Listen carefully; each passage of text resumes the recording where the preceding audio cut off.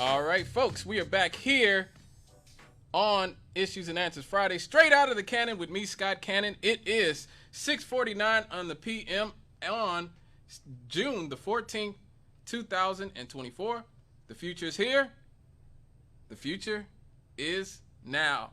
We were just establishing the basic facts of the O.J. Simpson case and the murders of Nicole Brown Simpson and Ron Goldman. We went into who O.J. Simpson was, who Nicole Brown was, and who Ron Goldman was. Now, Ron Goldman, as we all know, was a waiter at the restaurant called the Mezzaluna. The Mezzaluna, the Mezzaluna, the Mezzaluna. What was the Mezzaluna? Well, the Mezzaluna was a New York franchise that operated as a wholly owned subsidiary out of Aspen, Colorado. This included a Beverly Hills and Brentwood location as well as the Aspen, Colorado one. So it was also alleged to be a cocaine drop-off and hotspot for well-heeled drug users. Okay, so you start to see that a lot of this seems to be coming into focus. We already talked about in the first segment a man named Keith Zlomsewicz. He is the guy that OJ found with Nicole when he's ranting and raving about her having these people around her kids and using drugs and acting out sexually while the kids are in the home. She is with Keith Zlomsewicz.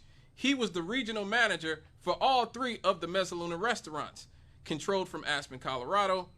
He actually was with Nicole for 6 months. She met Keith in Aspen, just like she met Kato Kalin in Aspen. This is also a alleged cocaine hotspot for rich and famous people. He was the subject of the sexual favors that Nicole was allegedly performing at the time that OJ is going off on her in the infamous 911 call.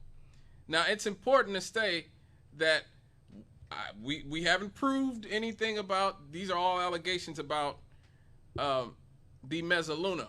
But for context, did you hear during the OJ trial that one of the employees of the Mezzaluna had their cars blown up? I certainly didn't. Did you know that 2 of their employees went missing? I also didn't.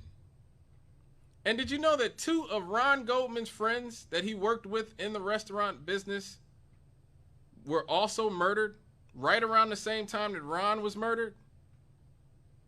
I didn't know this either. Ron Goldman was friends with a man named Brett Cantor. Remember that name, Brett Cantor. He worked as a record executive in the music industry. He was a concert promoter and a nightclub owner. He actually came from a very well-heeled family himself. His father managed B.J. Thomas and Dionne Warwick. Cantor comes from some money. Cantor actually, if I'm not mistaken, signed Rage Against the Machine when he was in the music industry. So Brett Cantor was a very, very popular guy. He left the record industry to work as a club promoter. He entered the nightclub business and took a 10% stake in the Dragonfly, a club that was known for its 1970s and hip-hop theme nights. He was also romantically involved with a lot of Hollywood actresses. Now, he was Ron Goldman's boss at the Dragonfly. The Dragonfly is where Ron Goldman worked before he worked at the Mezzaluna. Brett Cantor was murdered in the summer of 1993 in an extremely similar way to Ron Goldman. He was stabbed repeatedly in the upper body and given what is called a Colombian necktie. Just like we learned earlier in the first segment that it was said that you could see Nicole Brown Simpson's larynx through her skin. Well, Brett Cantor was stabbed 23 times and his throat had been cut to the point of decapitation, just like Nicole Brown Simpson and Ron Goldman. His tongue was pulled out through an incision in his lower jaw as well. Now again, if this was a high crime area, I could understand why that would not be, that wouldn't raise too many people's cockles up too much. But this is Beverly Hills. This is the rich elite of our society. And this man who comes from money and was in the music industry, worked for Chrysalis Records, whose father managed Dionne Warwick, he was murdered in an extremely violent way. Given a Colombian necktie, just like Nicole Brown Simpson and Ron Goldman. Goldman worked for Brett Cantor, and he was seen together with Cantor often, and Nicole Brown Simpson was a frequent visitor to the Dragonfly. So again, this idea that Nicole and Ron had nothing to do with each other, didn't know each other, it's nonsense.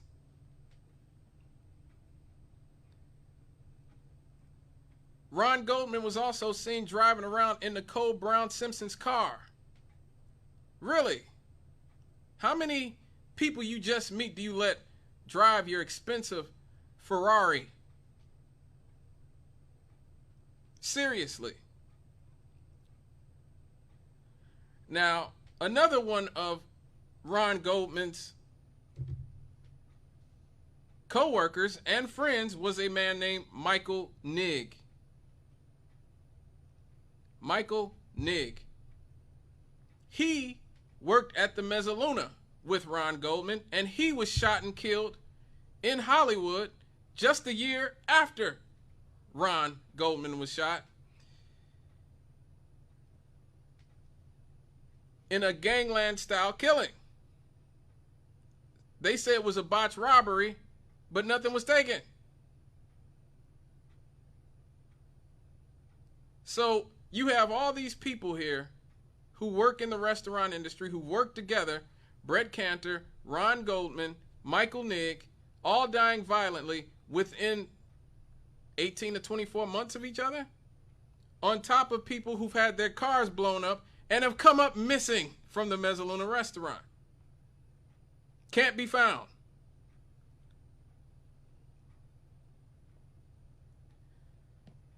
Michael Nigg had worked at the Colorado and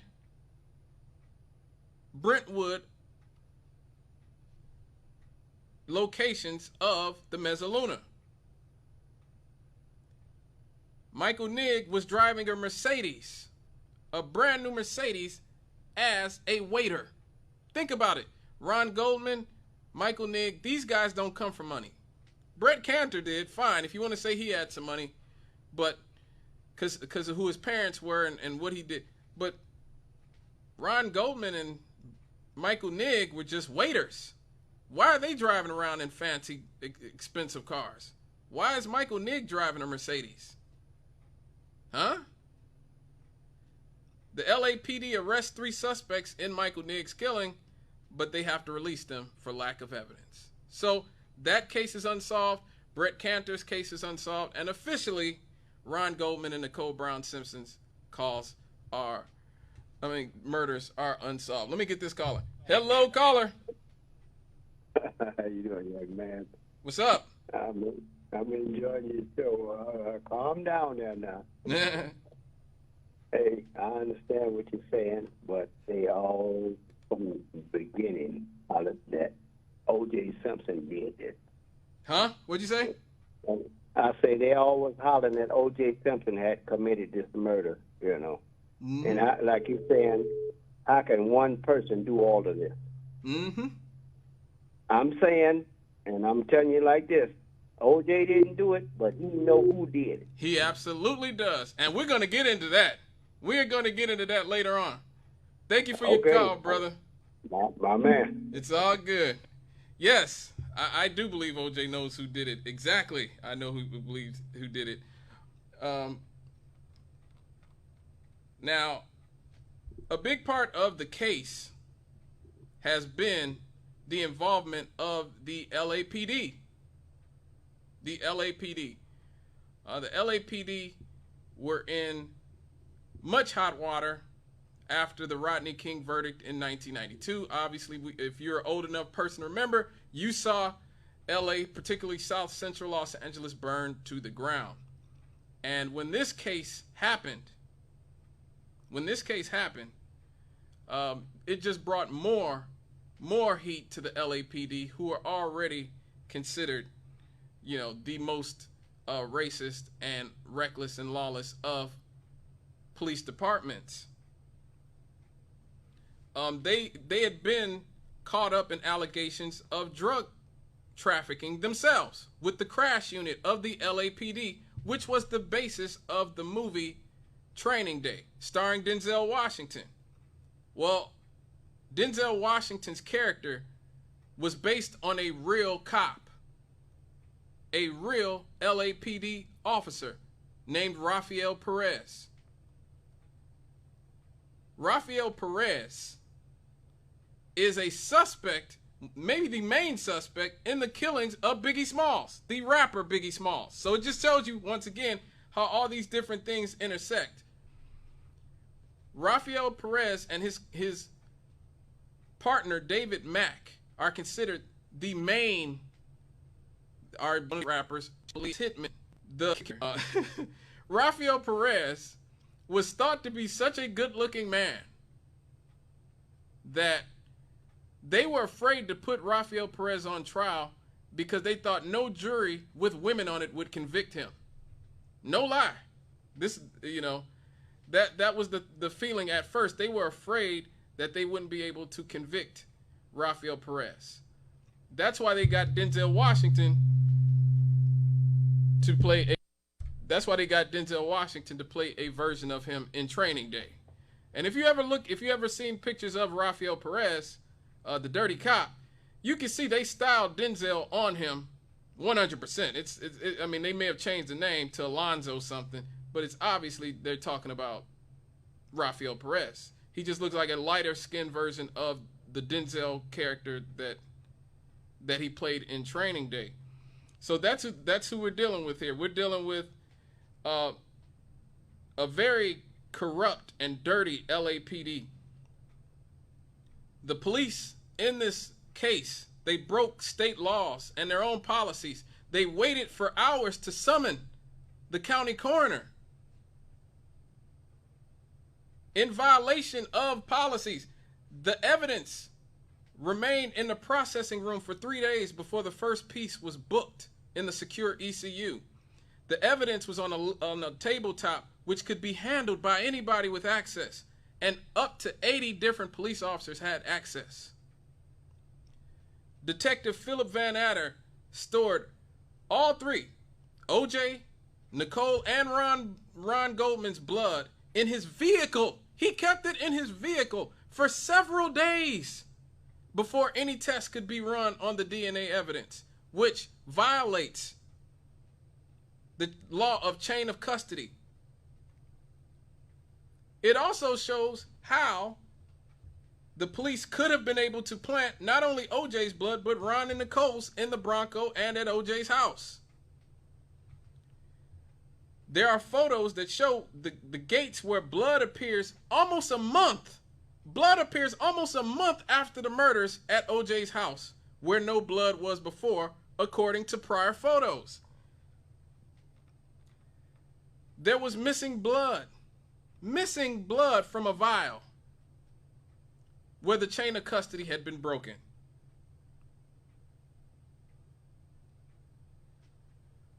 There was videotape presented at the trial that showed Mark Furman, who we're going to get to later.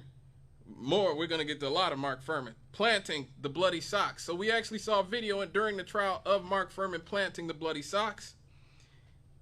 He actually went from the scene to OJ's house and hopped the fence without a warrant, which is, again, violates all kinds of laws.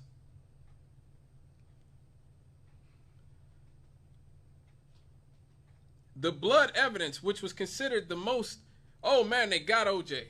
They got all this blood evidence, y'all. Super duper blood evidence. it turns out, and I never heard about this. Again, why I feel so betrayed and lied to about this case. The blood that they found of OJ and Nicole and all these people, it contained a chemical called EDTA. EDTA. Now, what is EDTA? This chemical binds certain metal ions like calcium, magnesium, lead, and iron. It is used in medicine to prevent blood samples from clotting and to remove calcium and lead from the body.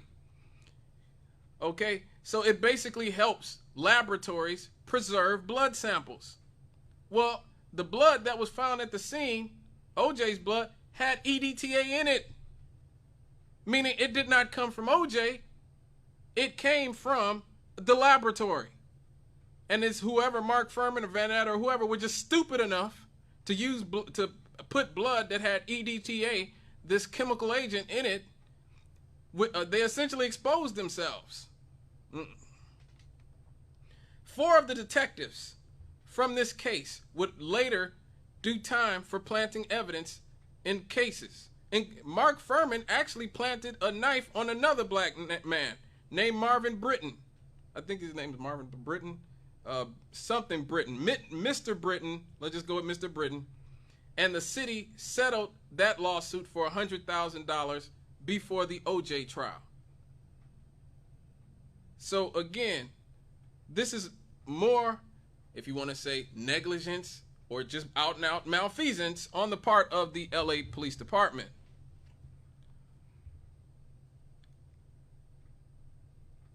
There were footprints in the blood found at the scene that showed that there were probably 2 killers. There was one from a size 9.5 shoe and a size 10.5 shoe. Different footprints at the scene.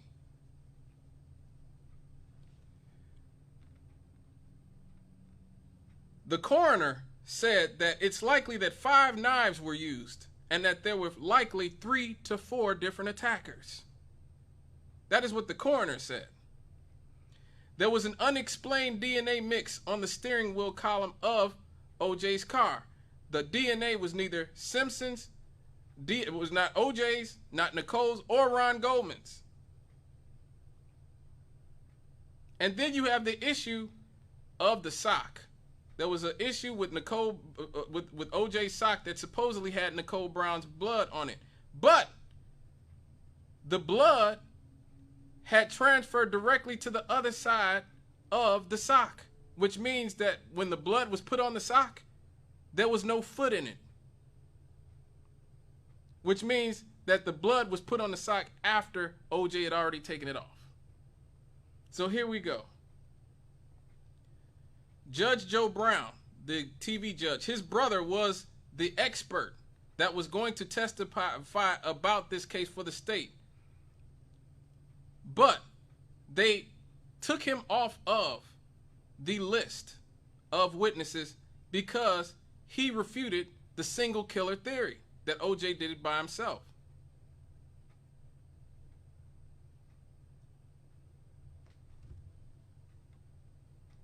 And so that's a pattern as well. We saw that multiple witnesses who were inconvenient for the state were dropped. There was Marianne Gerchis, a woman named Marianne Gerchis, who saw 3 to 4 Hispanic or white males who were in the area wearing knitted hats and talking with Nicole Simpson and then running away.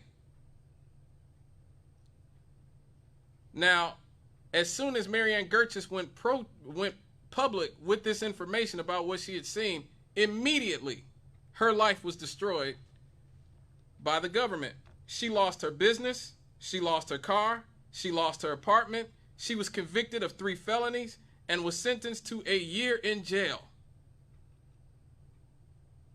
So that's why you don't know who Marianne Gerchis is, in spite of the fact that she was a witness to the murders.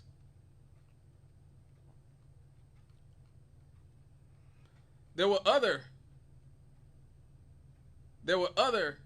situations where the prosecution purposely hid either witnesses or evidence. there were 12 witnesses that reported hearing screams, yells, shouts, and furious dogs barking between 10:32 and 10:42 in the area where Ron and Nicole were murdered. Almost all of the 12 witnesses actually believed OJ did it. So these people actually believed OJ did it, but the state didn't call them as witnesses. Why? Because their timelines were too late, and it refuted the prosecution's timeline of a 10-15 murder.